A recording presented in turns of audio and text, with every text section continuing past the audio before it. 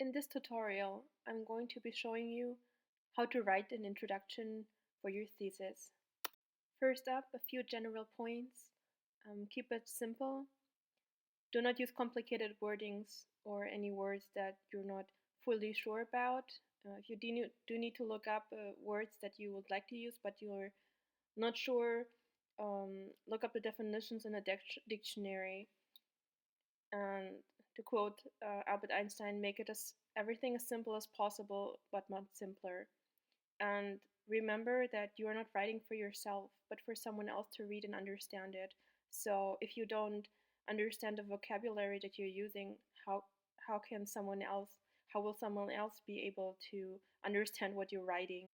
Knowing how to write an introduction, you must first read many introductions from published articles.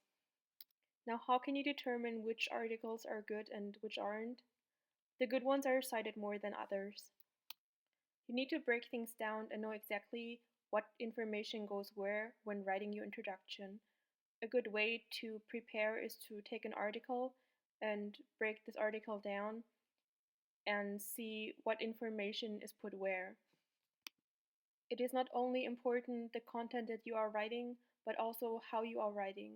What wording are you using? Then just start writing an introduction the way you think you should write it, no matter how many mistakes you are making, because you are going to make a lot of them. You can use this to later compare it with your final version and see how far you've gotten. It is important that you are asking yourself the question why you are doing this research in the first place. You first begin with the motivation for your research, that meaning, why are you doing this research? You need to be able to define a problem that leads to you coming up with an interesting research question, and then this research question is transforming into a hypothesis. And remember, your research question is defining the knowledge gap. Let me tell you what I mean by defining a problem. Pretend you are a salesperson. You need to first convince your customer that he or she has a problem, and then you need to try to sell a solution to them. It is important for you to be able to connect the dots. Start by introducing what problem your research topic poses, then explain the research gap, and then let the reader know how you are going to fill this gap. Let the reader know which methods you are using. Have you done any experiments? Maybe your research was purely theoretical, or maybe a mixture. The importance of the first sentence. The first sentence is the first thing that your reader will read. Write your introduction first, then make your first sentence so captivating that the readers want to read the second sentence too. Use scientific language.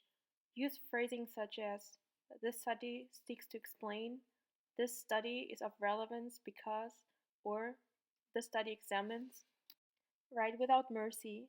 Start writing now. No matter how bad the results are, you're going to have to rewrite anyways. Write 500 words now, and tomorrow you write another 500 words. The only barrier you really have is your own thinking that you cannot do it. But at this point, stop thinking and start doing. Like Herb Brooks said in the movie Miracle on Ice, stop talking and start walking. If you don't want to write 500 words, then use a timer and write for 15 minutes. Either way will do. The day has 24 hours. 1 hour has 60 minutes. So obvious, right? But 24 hours times 60 minutes, that makes 1,440 minutes each day. And if you write 15 minutes each day, then that's only 1.04%. So start to write each day for a few minutes or a certain number of words. And could you spare around 1% of your time during one day for writing? It probably takes you the same amount of time to brush your teeth, wash your face, and so on in the morning. Think to yourself that the same amount of time can be used to write. It doesn't take long to get ready in the morning, therefore, it doesn't take long to finish writing something. If you want to comment or have questions, you can do so in the section below. If you like my content, please subscribe to my channel.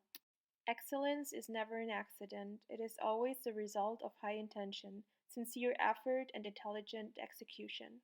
It represents the wise choice of many alternatives. Choice, not chance, determines your destiny. Aristotle.